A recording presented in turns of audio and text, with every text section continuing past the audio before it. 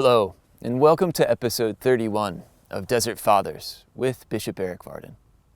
I'm Jamie Baxter from Exodus 90, and I'm honored to walk alongside you during this adventure into the desert. Throughout this month, we've been exploring Bishop Varden's exhortations on the 6th chapter of the systematic collection of the sayings of the Desert Fathers on possessing nothing. Throughout this month, we've been given powerful and difficult teachings. The Fathers have exhorted us to be undivided by the love of money and to store up treasure in heaven where there will be endless time to rest. For the cost of a divided heart is worse than having our flesh torn apart by wild beasts. They have reminded us that even that which can edify the soul can still become an idol and a stumbling block. The purpose of the Christian life is not the accumulation of things, but to follow our Master, who patterns for us the meaning of life, to give ourselves away in love. And the Fathers have shown us that even provision for the future can distract our hearts from where they should rest, content with the work of the day and living on the provision of the Lord. As we begin our final week on this powerful chapter, we turn now to the question of money and our motives for giving it away. With that, I'll hand it over to Bishop Varden as we read and meditate on a saying about an anonymous donor in the desert. This is episode 31 of Desert Fathers. Gold.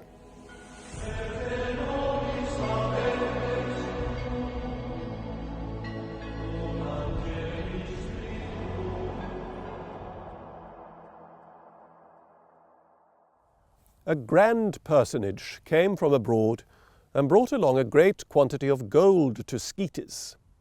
He asked the prayer to give it to the brothers. The priest, however, said, "The brothers do not need it." But the other man pestered him and placed the basket full of gold at the door of the church. The priest said, "Let anyone who has need help himself." But no one drew close. Some monks didn't even notice. The priest therefore said to the rich man, "God has looked kindly on your charity. Go now and give it to the poor." He left greatly edified. We have seen that in the Jerusalem church, distribution from the common fund was made to all as any had need. That principle obtains in monastic life too. A monastery may be austere, the monks or nuns may live poorly, but it is never an ideal to deprive someone of what is truly necessary. Provision is made for all manner of dispensations in view of sickness or weakness, and failure to be kind in such instances is censured. The point of ascesis is to free a woman of man from superficial, needless cravings, not to strip them of essentials. Here, though, we do face subtle distinctions, and they can be difficult to make. For what do I, and do I not, strictly speaking, need? Do I need to go for a run 3 times a week outside the monastic enclosure, or is that just something I happen to enjoy? Do I need the particular kind of food or drink I always look for at table, getting cross if it isn't there? Or am I just nurturing a pet obsession? I think most of us can easily customize this sort of questioning to our own circumstances. The question of need becomes especially acute when someone offers us money, gold. Gold is always pretty handy. There are always needs, if not present ones, then tomorrow's. A wise steward must be mindful of these also.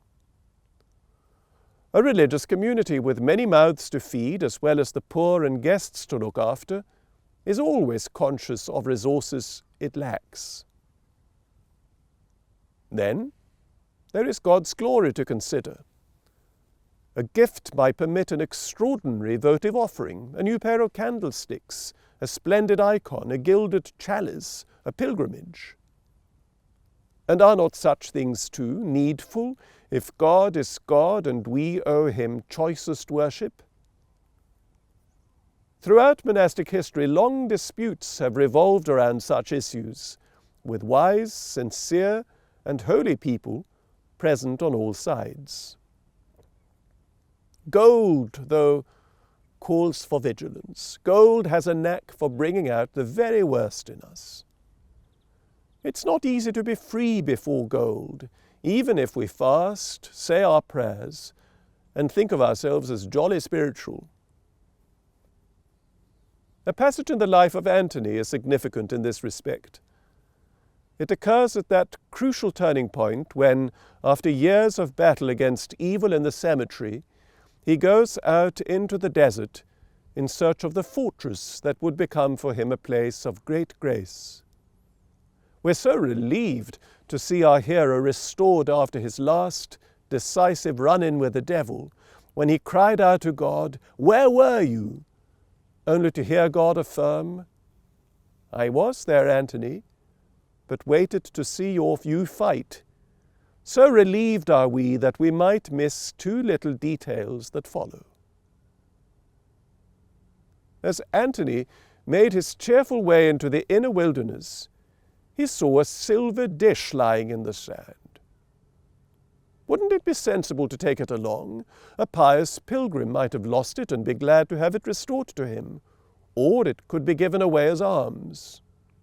Antony, though, smelt a rat. He suspected the dish was some devilish delusion planted there to distract him, so made a resolute prayer to this effect: "No way, you evil one! You are not going to hinder my purpose. Let this thing go with you to destruction." No sooner had he finished his prayer than the plate vanished like smoke from the face of fire. But that isn't all. A little further on, Antony found a whole lot of gold scattered about, the real stuff, not a mirage. He marveled at the quantity of it, unsure of where it came from. This time there was no obvious sign of devilish to-do. He didn't pause to consider this mystery. Instead, he passed through the area as though he was going over fire, hurrying on at a run, in order to lose sight of the place. It's a noble image of this spiritual athlete.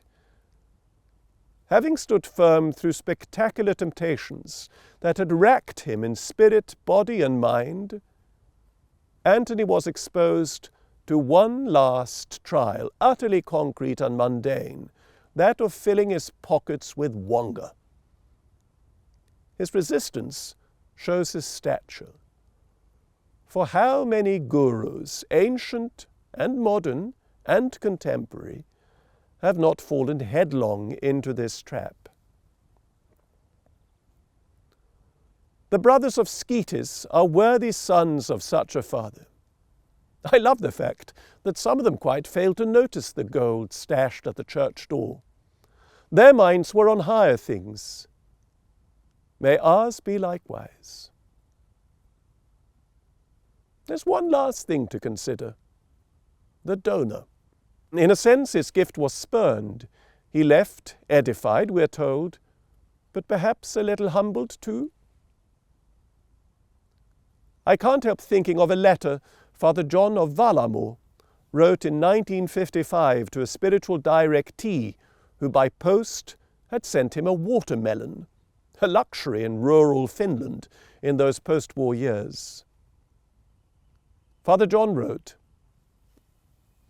"I thank you very much for the watermelon, although the package arrived in battered condition, the watermelon damaged, the paper all wet. The postmistress was displeased. Other packages got wet. No doubt you sent it with vanity. It always happens that anyone who acts with vanity can expect disgrace." stern words from a true monk.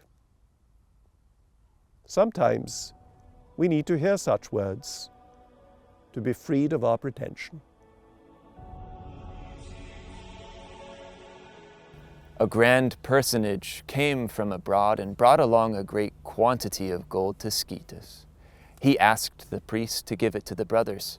The priest, however, said, "The brothers do not need it." But the other man pestered him and placed the basket full of gold at the door of the church.